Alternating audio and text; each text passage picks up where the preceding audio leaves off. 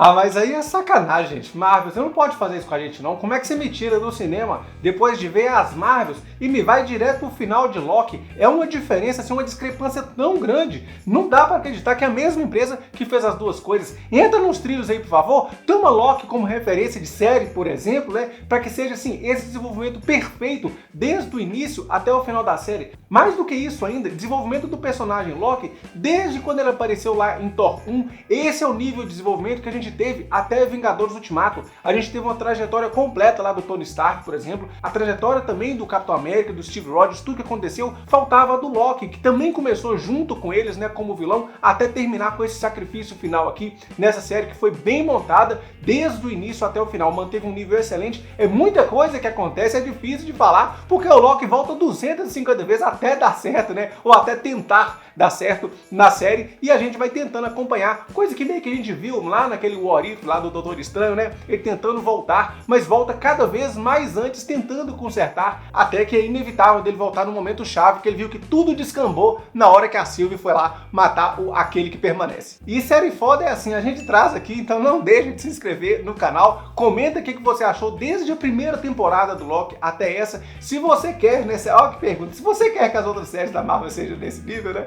Mas aí na hora que ele chega, naquele momento chave daquele que permanece, eu falei, a escolha dele é de matar a Sylvie ou não. Então, ou ele mata a Sylvie ou a Sylvie mata aquele que permanece. Essa escolha dele matar a Sylvie já seria boa na série, eu acho que já estaria assim, um pouco em peso, o Loki vai ter que matar, tal, beleza. Só que ele já deixou de ser vilão, ele não iria fazer isso. Eu imaginei que seria assim, seria interessante, mas seria, tá, nota 8. Mas o que ele fez foi além disso até chegar em nota 10. E o nota 10 que eu tô falando é porque ele tinha essas duas opções, mata um ou mata outro. E ele escolheu a terceira opção, que é a opção do sacrifício próprio. Interessante que ele escolheu depois de duas conversas-chave. Uma conversa com o Mobius, eu achei aquela conversa interessante, que aliás explica o Mobius como agente da AVT ali, ele junto com a Renslayer, que depois foi engolida pelo Alioth, né, aquela nuvem lá, não aparece ela, podia ter aparecido também, mas enfim, a gente sabe dessa história agora, que a gente não sabia, mas ele tem a conversa com o Mobius e tem a conversa com a Sylvie. A conversa com o Mobius é a conversa pró-determinismo total. Lembre que o Mobius, ele tá ali para seguir tudo que a AVT fala, ele até hesitou, né,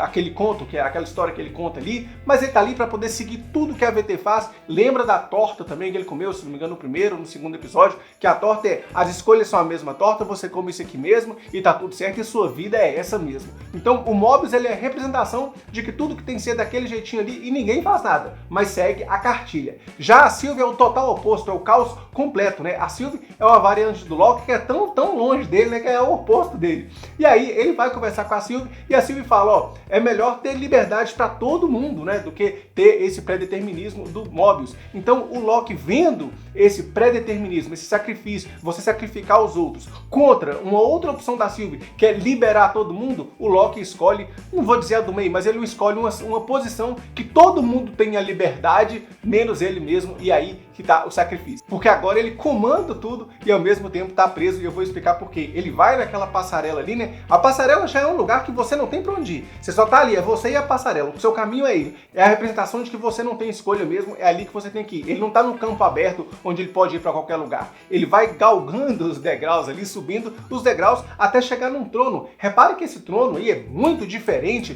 do trono lá daquele que permanece, que tinha um castelo e tal. O trono do Loki, na verdade, é solitário. Aquele que permanece já estava solitário, mas estava solitário pelo menos tinha parede. O Loki nem isso, é só chão, é só destroço, e ele tem um mísero trono ali, que nem parece trono mesmo, é só uma cadeirinha para ele poder sentar ali mesmo e comandar tudo. Mas essa caminhada dele eu achei bastante poética e representativa, porque a cada degrau é como se ele decidisse, vou me sacrificar cada vez mais. Porque a cada degrau que ele anda, ele pega uma linha do tempo lá, já que ele tirou a energia das linhas do tempo, quebrando o tear temporal. E aqui que está o segredo do sacrifício dele, porque quando ele está caminhando ali, ele pega uma linha e dá a vida para aquela linha do tempo ali, mas quando ele solta, aquela linha morre. Depois ele anda mais, aí ele segura a linha e fica seguro. Enquanto ele está seguro, a linha tem vida. E aí ele começa a pegar linha por linha, portanto agora as linhas do tempo só permanecem enquanto ele estiver dando vida para elas. Então o propósito glorioso dele, que é o nome do primeiro episódio da série e agora do último episódio da série, é o propósito de ele se sacrificar, e ele está constantemente constantemente dando energia,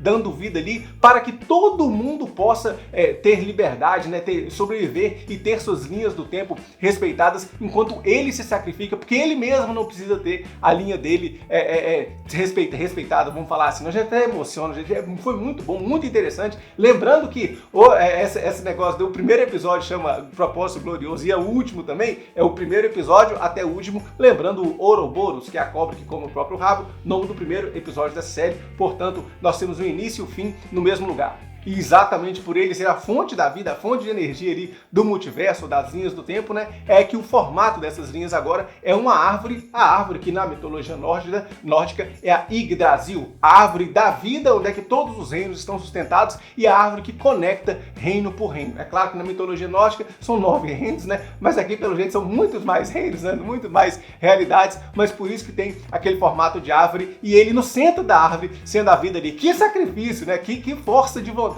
que meta de vida, de que propósito glorioso do personagem. E depois de ele criar a vida, a AVT continua existindo, só que a AVT agora existe para um propósito específico: mandar todo mundo deixar livre, né, que a árvore que se vire, que todo mundo tenha liberdade, mas controlar os Kangs, para que não ocorra outro Kang, principalmente aquele lá do século 30, né, que vai descobrir tudo e sair do tempo para poder criar a AVT, etc, para controlar todos. Eles até mencionam lá, ó, nós estamos controlando os Kang aqui, tem um que deu defeito lá no 616, né, que aprontou a coisa lá no 616, deve estar se referindo àquele, o Kang mesmo, do universo 616 que a gente viu em Quantumania. E essa é uma jogada interessante da Marvel, porque agora, se a AVT que está ali junto com o Loki controlam todos os Kangs, podem podar todos os Kangs e não teremos mais Kang daqui pra frente, caso esse Kang, né, caso o Jonathan Majors de fato não continue. Mas vamos supor que ele continue, que tudo continue como está, significa que de um jeito ou de outro a gente vai ter algum Kang saindo lá, que a gente já viu que existe o conselho de Kangs, e algum Kang vai dar defeito, e o Loki vai ver que não consegue, nem com a AVT, controlar a existência dos Kangs. É quando ele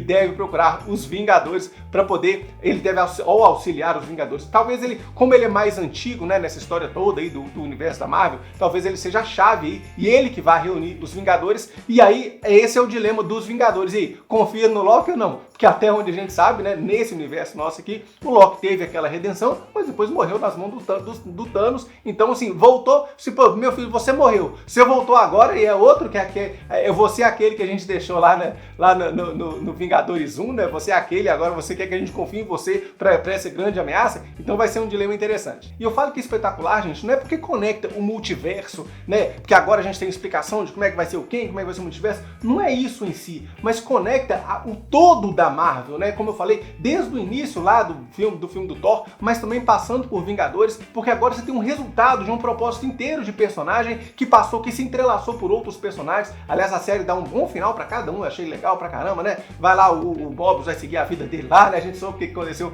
com a Renslayer. A Sylvie não falou, ela não sei se ela vai escolher uma linha dessa pra ela poder viver, mas você tem um desenvolvimento de personagem, e o personagem, gente, ele vem antes da história, por isso que é legal, por isso que foi legal essa série, né, você tem um desenvolvimento do Loki inteiro, e aí as outras coisas que vão acontecendo, elas vão se conectando, né, você pode mudar uma coisa ou outra ali, se a Marvel precisar de última hora, mas o desenvolvimento do personagem tá ali. E o que eu não queria era justamente que o Loki voltasse lá no tempo e visse que tudo deu errado e ele fizesse alguma coisa diferente no passado. Mas não, tudo que aconteceu, o passado tá aí para ser respeitado, tanto é que tem aquele mural lá para eles não se esquecerem do que aconteceu. Só que agora, né, daqui pra frente, tudo vai ser diferente, porque a série mudou desse ponto pro futuro. Então temos o Loki, rei do multiverso lá, controlando tudo, se sacrificando. Gente, esse sacrifício pra mim similar, como eu falei aqui, do Tony Stark e do Steve Rogers, né? Cada um se sacrifica de uma forma, da forma que mais dói pra ele, né? Porque o Tony Stark, ele era o mais, assim, egoísta e metido lá, e eu sou o Homem de Ferro desde o início lá, pra ele descobrir que toda essa fama dele e tal se resumia a ele morrer, pra ele poder salvar todo mundo. Ao invés de viver só pra ele, né, como era no início, ele morreu pra todo mundo ali. Então, assim, é o sacrifício maior do cara. O que o cara mais dói era poder não ser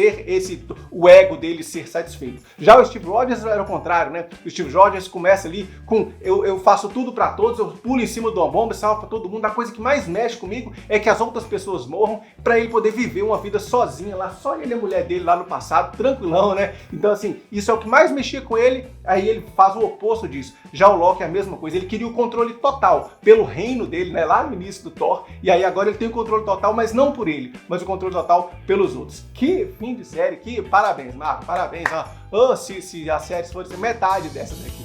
Comenta aqui, um grande abraço e até mais.